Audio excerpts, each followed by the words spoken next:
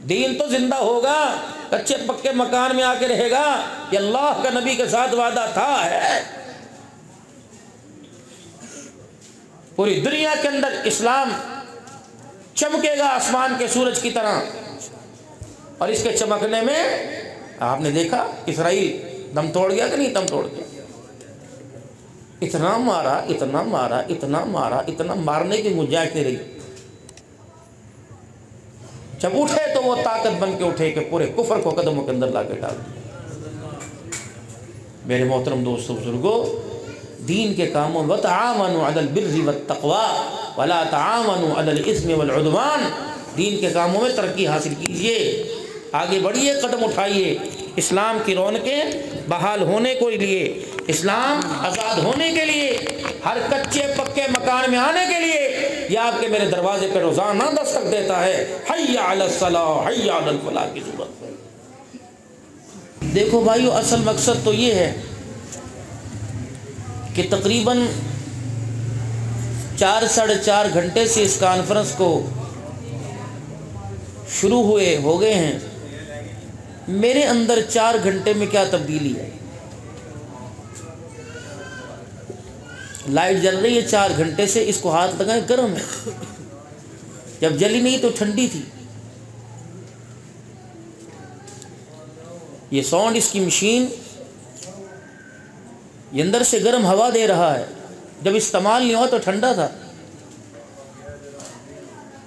اور جو پورا 2-3 مہینے سے اس کانفرنس کی تیاریاں کر رہے تھے، تو اب یہ بھی کہتے ہوئے نظر آ رہے ہیں یار بس کمر میں درد ہے، تھک گئے، بس جلدی ختم، اس نے یوں کرنا ہے، اس سمیٹ کے جانا، یہ کر کے جانا۔ تو اس 4 گھنٹے کے پروگرام کا ہر جاندار اور بے جان چیز پر اثر ہوا، جس کو اللہ نے اشرف المخلوقات بنایا اس پر بھی کوئی اثر ہوا کہ نہیں ہوا؟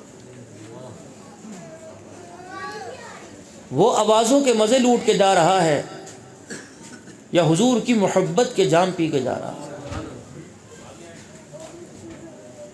کیا یہاں سے اٹھنے کے بعد، قدم اٹھانے سے پہلے یہ احساس ہوا کہ میرا نبی جو ایک فکر، ایک درد، ایک پروگرام، ایک نظام لے کے آئے صلی اللہ علیہ وسلم، اس نظام کی میرے گھر میں، میری دکان میں، میری زبان کے بول میں، میری سماعت میں، میری بصارت میں، میری سوچ میں، میری خواہش میں، میرے دل کی دھڑکن میں، میری خوشیوں میں، میری امیدوں میں، میرے ماضی میں، میرے حال میں، آنے والے مستقبل میں کہیں تھوڑی بہت اس کی ضرورت ہے، زیادہ نہیں، تھوڑی سی ضرورت ہے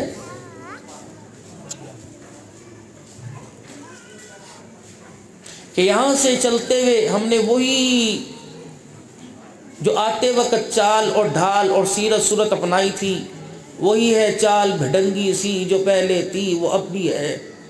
تو پھر میرے بھائی کیوں اتنا خرچہ کرتے ہو ان پروگراموں پر؟ پہلی دنیا جینے نہیں دیتی، اتنے بڑے پروگرام ہوتے ہیں تو ہر ایک کی زبان پر یہ ہوتا ہے اتنا خرچہ کرنے کی کیا ضرورت ہے، راشن غریبوں کو دے دو، اتنا خرچہ کرنے کی کیا ضرورت ہے، کسی غریب کی مدد کر دو، لوگوں کو دیکھو بیمار پڑے ان کی دوائیں لے دو۔ اور مشورہ کون دے رہا ہے؟ جس کی مارکیٹ میں 12 دکانیں ہیں اور 1 لاکھ روپیہ کرایہ لیتا ہے، اسے سمجھاؤ کہ خدا کے بندے ہماری تنخواہیں 15-20 ہزار، ہمیں مشورے دے رہا ہے، یہ مشورہ آپ کے لیے کیوں نہیں، آپ ہی تو کرو۔ 2 دکانوں کا کرایہ لو اور 1 لاکھ روپے 2 لاکھ روپے کے بناؤ، 40 تھیلے 5-5 ہزار کے راشن کے تقسیم کرو، گھر ہم آپ کو بتاتے ہیں۔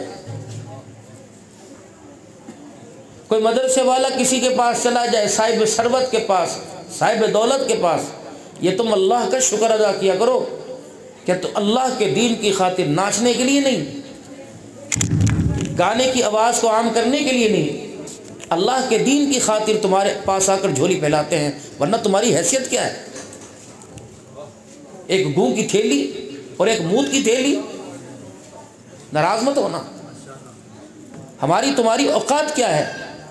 پیشاب بند کر دے تو جاری نہیں کر سکتے، قبض ہو جائے تو پخانہ اپنی مرضی سے نہیں آ سکتا، یہ تو اللہ کا بہت احسان ادا کیا کرو۔ اگر کسی مدرسے میں، کسی جلسے میں کسی پروگرام میں اللہ آپ کا حصہ ڈالے تو 2 رکعت شکرانے کے پڑھا کرو، اور تو اچھوں کے منہ پہ مار دیتا ہے۔ ہماری عادت ہی لینے کی ہو، اس کی صفت ہی دینے کی ہو، ہم منگتے ہوں وہ غنی ہو، ہم فقیر ہوں وہ داتا ہو، جب وہ ہمارے سے مانگے تو اس میں کوئی راز ضرور ہے میرے پیارے۔ کبھی نہ کہا کرو ہاتھ تنگ ہے۔ ہاتھ کب تنگ ہوگا؟ روٹی کھاتے ہوئے نوالا چھوٹا کبھی کیا؟ آدھا پانی کا گلاس دے کہتے بھر کے دے، سالن تھوڑا ڈال کے زیادہ کر۔ کبھی ہاتھ تنگ ہوا؟ قمیض پہن کے باہر نکل کے شلوار نہ پہنی ہو، ہاتھ تنگ ہوا؟ جوتے کے ساتھ جرابے سردی میں نہ پہنو، ٹوپا گرم سر پہ نہ لو، اندر جرسی، ہاتھ تنگ ہوا؟ اس معاملے میں تمہارا ہاتھ تنگ کیوں ہو رہا ہے؟ اس کی وجہ یہ ہے جس محنت کی ترقی کا خیال دل کے اندر ہے اس پہ خرچ کرنے کو جی کر رہا، امی بھی کہہ رہی، ابو بھی کہہ رہے، بہن سب کہہ رہے خرچ کر لے، اور جس کی اہمیت دل کے اندر نہیں تو سگی ماں بھی کہہ رہی ہے کیا کرے گا حافظ بن کے۔ دوسرے مولویوں نے بچہ باپ مولوی تھا، بڑے اس نے وہاں جو ہے وہ سونے کے کنے وہ مجھے کنگن پہنا دیے، چھوڑ اسکول پڑھ تاکہ پڑھائی تیرے کل کام آئے۔ یہ محنت کون کر رہی ہے؟ اللہ اکبر، جس نے 12 ربیع الاول کے موقع پر چاول پکا کے محلے میں بانٹے تھے۔ یہ حضور کی سیرت کی انکاری کر رہی، یہ اپنے بچے کو غلام مصطفیٰ بنانے سے بغاوت کر رہی ہے۔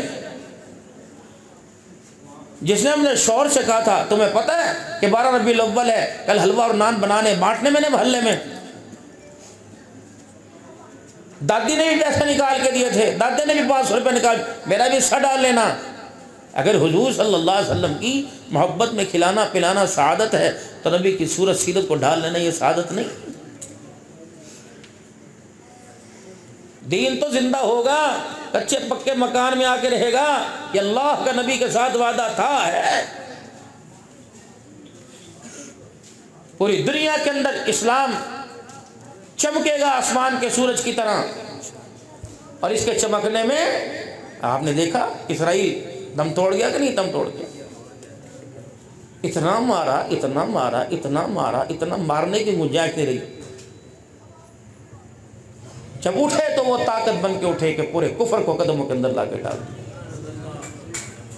میرے محترم دوستو بزرگو، دین کے کاموں وتعاونوا علی البر والتقوی ولا تعاونوا علی الاثم والعدوان، دین کے کاموں میں ترقی حاصل کیجئے، آگے بڑھیے، قدم اٹھائیے، اسلام کی رونقیں بحال ہونے کے لیے، اسلام آزاد ہونے کے لیے، ہر کچے پکے مکان میں آنے کے لیے یہ آپ کے میرے دروازے پہ روزانہ دستک دیتا ہے۔ حی علی الصلاۃ حی علی الفلاح کی ضرورت ہے۔ میرے محترم دوستو بزرگو، اللہ نے عالمی نبی کو عالمی میدان دیا، محلے سرگودے کے لیے نہیں آئے، سارے عالم کے لیے آئے، صرف امیروں کے لیے نہیں، غریبوں کے لیے آئے، اپنوں کے لیے نہیں، دشمنوں کے لیے بھی آئے۔ وَمَا أَرْسَلْنَاكَ إِلَّا كَافَّةً لِلنَّاسِ بَشِيرًا وَنَذِيرًا، سب کے لیے بھیجا اور یکساں بھیجا۔ یہ نہیں کہ اپنے خاندان والوں کو چھوٹو، اپنی بیٹی کو چھوٹو، یوں ہی فرما دیا کہ اپنے بیٹوں کو اپنی گھر والیوں کو چھوٹ دے دی۔ یا ایھا النبی قل لازواجک وبناتک ونساء المؤمنین یدنین علیہن من جلابیبہن، اگر پردے کا حکم آئے تو ابتدا اپنے گھر سے کروائی۔ یوں نہیں فرمائے بلال اپنی گھر والی کو کہہ دے، ابو بکر تو اپنی بیٹی کو کہہ دے، جناب عمر فاروق رضی اللہ تعالیٰ عنہ پردے کا نفاذ اپنے گھر کے اندر کر دے۔ قل لازواجک وبناتک ونساء المؤمنین، میرا نبی ابتدا اپنی گھر والیوں سے کرا، پھر دوسرے نمبر پر اپنی بیٹیوں سے کرا، تیسرا نمبر پر ساری کائنات کی عورتوں کو پردے کا حکم کروا دے تاکہ دنیا والوں کو بتلا دے اسلام بھی غیرت والا اور اسلام کا کلمہ پڑھنے والی بھی غیرت والی ہونی چاہیے۔